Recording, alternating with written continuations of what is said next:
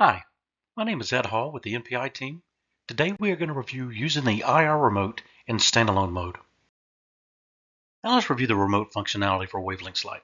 The WaveLinx Pro IR remote can aid in streamlining the process of locating the correct acoustic ceiling sensor in the mobile app when multiple ceiling sensors are being used. Only the Rev ID button will be used. No other buttons will function for the WaveLinx LITE devices. Now let's review identifying the acoustic ceiling sensor. Open the WaveLinx LITE mobile app in standalone mode. Tap Occupancy Ceiling Sensor from the screen or the menu. Tap Identify to allow the WaveLinx LITE app to begin looking for WaveLinx LITE devices that have been identified with the remote. To use the remote, point the IR remote at the sensor lens and press the remote's Rev ID button. The sensor's LED will begin flashing magenta repeatedly for 45 seconds, and the sensors will appear in the list of devices. Tap Finish Scanning after the desired sensors have been reverse identified.